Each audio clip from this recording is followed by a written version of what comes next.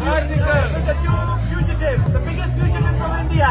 You know, you're lucky that we haven't brought that photograph with you hanging upside down in front of it yet. I know. I asked it for it. We're gonna get it. I have it.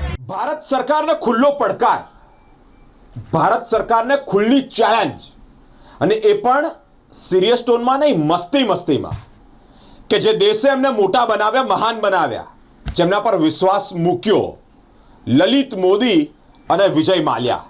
Lalit મોદીનું આપણે જણાવી દઉં કે જેઓ આઈપીએલના chairman તરીકે કરોડો રૂપિયાની છેતરપિંડીનો આક્ષેપ, વિજય માલ્યા કે જેઓએ અનેક બેંકોનું દેવાળું ફૂક્યું, ભારત દેશ છોડ્યો અને ત્યાં જઈને પાર્ટી કરી રહ્યા છે.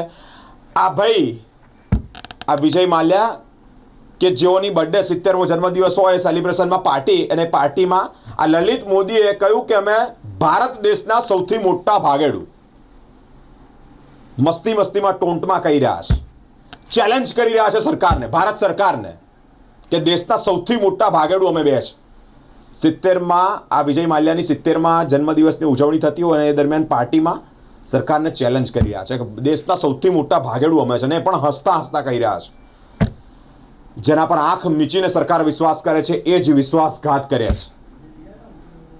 લલિત મોદી આઈપીએલના ચેરમેન કે જેઓ કરોડો રૂપિયાની છેતરપિંડીનો જેમના પર આક્ષેપ, કરોડો રૂપિયાનું કરી નાખ્યું, અને આ વિજય માલ્યા જેઓએ બેંકોનું દેવાળું ફૂક્યું. આ બે કઈ ભાષામાં એમને બોલીએ ખ્યાલ નથી આવતો, કારણ કે આ દેશની માટે તમને મોટા કર્યા, આ દેશે તમને તમારા પર વિશ્વાસ મૂક્યો, એના લીધે જેણે આંખ મીચીને વિશ્વાસ મૂક્યો તો એની જ આંખ આજે તમે બીજા દેશમાં જઈને ખોલી રહ્યા છો. હજી દેશમાં આવા કેટલા પડ્યા છે? ભારત સરકારે ખૂબ સ્પષ્ટપણે આ બાબતે તપાસ કરવી જોઈએ, થવી જોઈએ કે દેશમાં હજી પણ આવા બધા અનેક હજુ વિજય માલ્યા પડ્યા છે, અનેક લલિત મોદી પડ્યા છે. સરકાર સ્પષ્ટપણે આ લોકોની પણ તપાસ કરે કે જે લોકો પર કરોડો રૂપિયાનો ભ્રષ્ટાચારના આક્ષેપ છે, એવા લલિત મોદી, એવા વિજય માલ્યા પણ ભારત દેશમાં છે. આ લોકો તો હસતા ચેલેન્જ આપી રહ્યા છે ભારત સરકારને કે અમે ભારત દેશના સૌથી મોટા ભાગેડું છે. સરકાર જાગે તો ઘણું સારું છે. હજી પણ લલિત મોદી અને વિજય માલ્યા જેવા દેશમાં ઘણા બધા ભ્રષ્ટાચારીઓ છે.